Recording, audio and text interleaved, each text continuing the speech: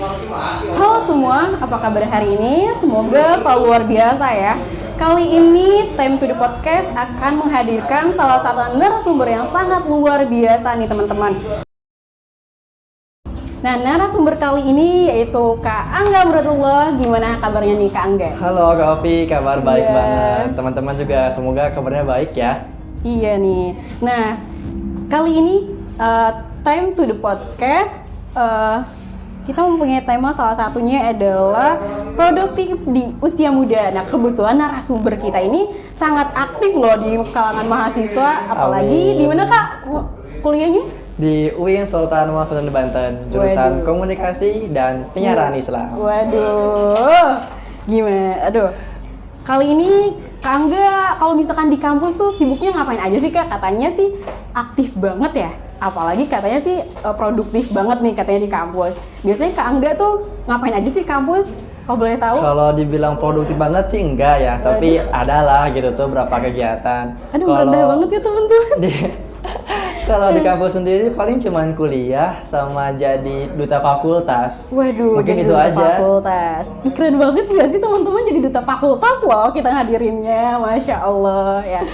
Oke teman-teman, selain itu ada lagi nggak Kak Angga? Mungkin organisasi atau kegiatan-kegiatan di luar kampus? Oke, untuk organisasi di kampus sih nggak ada. Tapi di luar dari kampus ada beberapa organisasi dan komunitas kayak Zetizen Banten sama Senyum Anak Nusantara Chapter Serang. Waduh. Selain itu juga alhamdulillah punya usaha buat uang jajan ya.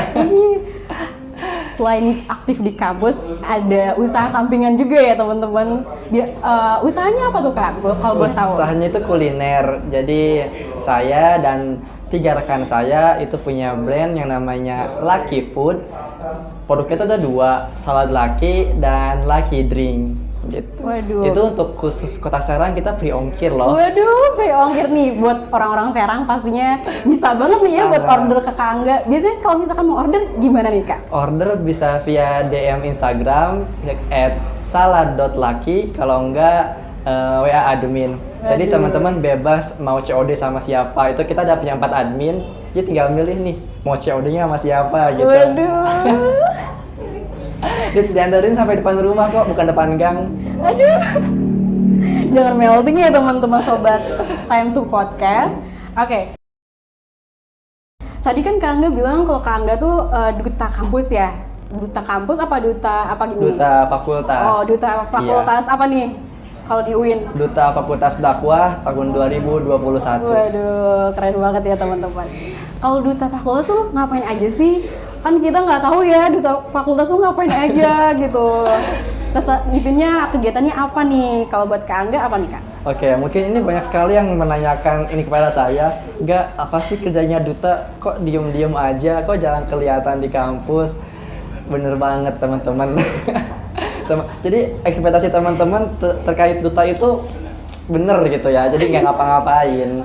Oke, jadi duta fakultas itu sebagai brand ambassador dari Fakultas Dakwah itu sendiri. Jadi di samping ikut Dema, kita juga ikut di setiap acara yang ada di fakultas. Kemarin itu yang terbaru di Stadium Generalnya Fakultas Dakwah, itu kita hadir ikut memeriahkan dan sebagai ikon gitu tuh, ikon dari mahasiswa dakwah itu sendiri. Berarti mahasiswa dakwah aktif banget nih ya berarti. Waduh, Masya Allah. Dan gak hanya itu sih, kita juga punya program sendiri nih teh. Apa tuh programnya kita Jadi dengerin ada teman-teman? satu program dari Duta Fakultas, saya itu kita juga punya blog. Blognya apa nih? Blognya itu dutafada.blogspot.com. Nah, kenapa kita milih blog? Karena salah satu jurusan di dakwah kan ada yang namanya KPI, Komunikasi dan Penyiaran Islam, yang identik dengan literasi gitu kan. Nah, jadi kita bikin nih podcast buat mewadahi mahasiswa-mahasiswa Fakultas Dakwah untuk menulis dan membaca. Itu gunanya dari blog itu. Berarti aktif banget nih ya, berarti Fakultas Dakwah ini. Mungkin bisa dicek ya blognya, teman-teman. Kalau biasanya di blognya tuh isinya apa aja sih? Isi yang pertama itu kita datang kegiatan dari 4 duta itu, saya, teman saya 3, duta yang perempuan, duta favorit sama duta berbakat. Nah itu kayak kita nge-review buku gitu, Terus kita juga nerima beberapa karya dari teman-teman Fakultas Dakwah kayak cerpen, artikel, esai, apapun itu yang berbentuk tulisan. Jadi kalau misalkan teman-teman punya karya nih dan pengen dipublikasi, pengen banyak orang yang tahu, pengen banyak orang yang baca, boleh kirim tulisannya di blog kami. Dan coming soon juga nih Kofi, kita bakalan punya podcast loh. Waduh, Masya Allah. Kita juga bakalan ada podcast tentang Duta Dakwah. Jadi mungkin akan narasumbernya orang-orang yang menarik nih buat anak-anak UIN khususnya. Jadi anak-anak UIN bisa bikin tulisan di blognya ya, Iya, dan bisa nanti bakal ada podcastnya juga. Iya. Wow, sangat luar biasa banget ya teman-teman. Kegiatan selain di fakultas tuh ngapain aja sih Kak? Kalau boleh tahu katanya Kak Angga nih aktifnya kebangetan nih teman-teman katanya. Tapi kan kita ada orangnya langsung, kita bisa langsung tanya Kak Angganya nih. Mungkin kebangetannya itu kayak sering muncul di sosmed Waduh. mungkin ya, karena orang-orang ngelihatnya si Angga nih nggak mau diem, padahal lebih banyak waktu luangnya sih gitu. Di luar fakultas sendiri itu ada dua komunitas yang saya ikuti, yaitu Zetizen Banten dan Senyum Anak Nusantara. Jadi Zetizen Banten itu kayak komunitas yang menaungi Gen Z yang ada di Kota Serang dengan aksi-aksi positifnya. Kalau misalkan di Senyum Anak Nusantara itu kita kayak semacam volunteer. Nah, dan bergerak di bidang sosial dan objeknya itu anak-anak, Kofi. Kalau misalkan warga Serang nih atau anak muda kaum milenial Serang mau ikut Zetizen, bisa nggak sih Kak? Bisa banget, Gimana asalkan tuh? teman-teman itu masih tergolong di Gen Z yang usianya belum lebih dari 17 tahun gitu. Jadi Angga waktu ikut Zetizen tuh umurnya belum 17 tahun. Terus gimana tuh? Masih unyu-unyu kan.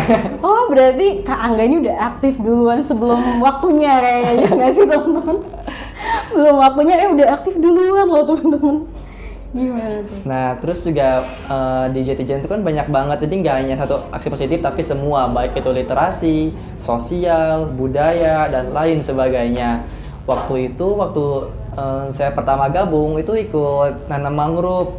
Jadi tim dari Jiwasraya ngajak Zetizen buat aksi nanam 1.000 pohon mangrove. Itu benar-benar jadi pengalaman pertama nanam mangrove, pengalaman pertama ke Pontang. Jadi sebelumnya nama mangrove-nya di Pontang iya, gitu Kak? sebelumnya belum pernah ke Pontang, tahu aja gitu Pontang tapi belum pernah ke sana. Akhirnya kemarin kesempatan ke sana dan akhirnya naik perahu juga gitu.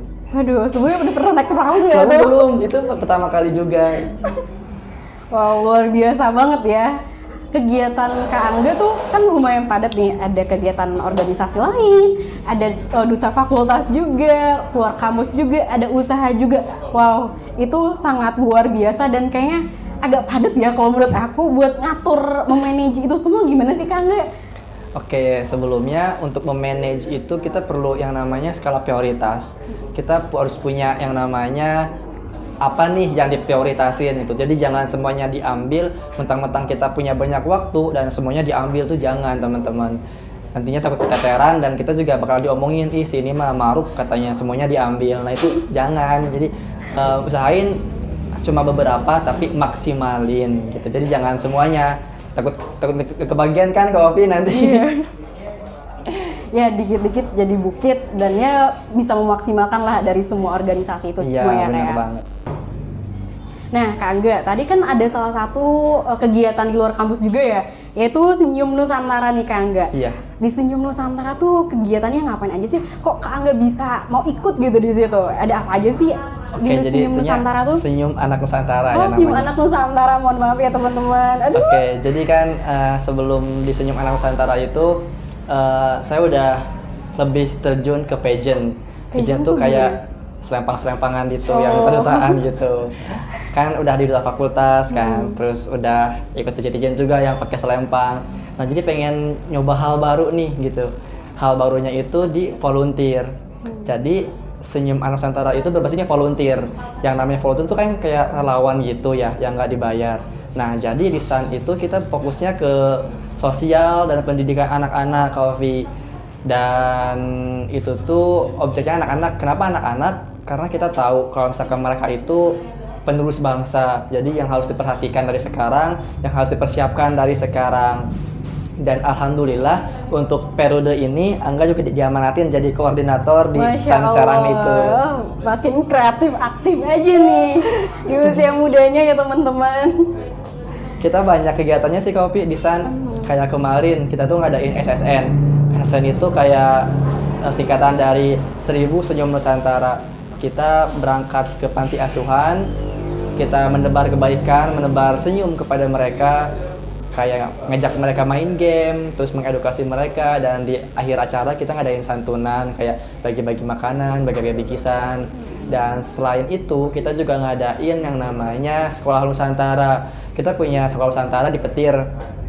Itu programnya 6 bulan, dan setiap seminggu sekali kita pergi ke sana buat ngajar sama anak-anak yang ada di sana. Dan kalau misalkan teman-teman yang di rumah pengen ikut dong gitu, gimana rasanya ngajar di sana, boleh banget, bisa hubungin saya, nanti saya agendakan gitu mau kapan kita berangkat ke sananya. Jadi anak-anak kaum milenial dan teman-teman yang lain bisa berarti Bisa ya? banget buat ikut serta dalam hal kebaikan tentunya ya. Oke nih, di akhir waktu kita bersama Kak Angga dan podcast kita kali ini, aku mau tahu nih motivasi terbesar Kak Angga supaya tetap aktif produktif di usia muda kali ini nih. Apa aja sih motivasinya? Oke, mungkin motivasi terbesar itu adalah orang terdekat. Waduh, orang terdekat ya, Pak. Terutama keluarga dan keluarga, sahabat ya. Yang sampai detik ini mereka tidak meninggalkan saya gitu kan. tetap ada di waktu suka maupun duka. Soalnya waktu itu sempet di 3 tahun terakhir itu di titik terendah dalam hidup saya, mungkin saya mengalami seperti itu karena tahun 2019 2020 itu kan pernah ngalamin ditolak 11 kali sama 7 PTN. Waduh. Itu bener-bener banget lebih sakit daripada sakit hati. Itu kayak emang bener ditolak PTN itu lebih sakit daripada ditolak sama cewek. Soalnya impian banget ya biasanya kayak itu tuh. Yang setiap hari belajar buat nyiapin UTBK, terus setiap doa selalu disebut, ya Allah pengen ini, ya Allah pengen ini, sampai akhirnya di titik terakhir, ya Allah gimana baiknya aja. Itu udah pasrah, sampai di titik aja ya Allah, sampai gitu. di titik itu ada pernah ngalamin, dan alhamdulillah orang terdekat itu tetap support. Jadi tetap menerima apa adanya. Makanya di sekarang itu pengen banget gitu ngebuktiin ke teman-teman, ke orang terdekat kalau misalkan apa yang udah diusahakan itu tidak mengecewakan mereka gitu. Mereka udah support lebih, dan perhatian, dan Angga tuh ngebuktiin ke mereka gitu kalau misalkan perhatian mereka ke Angga itu ada hasilnya. Iya, luar biasa banget ya. Dari suatu hal yang mengecewakan jadi satu yang sangat-sangat luar biasa. Benar banget. Oke, makasih buat teman-teman yang udah nonton Time to the Podcast bersama aku Nurul Loviarti dan Kak Angga Murudullah. See you next time untuk Time to Podcast lainnya. See you next time. Bye bye. Assalamualaikum warahmatullahi wabarakatuh. Waalaikumsalam.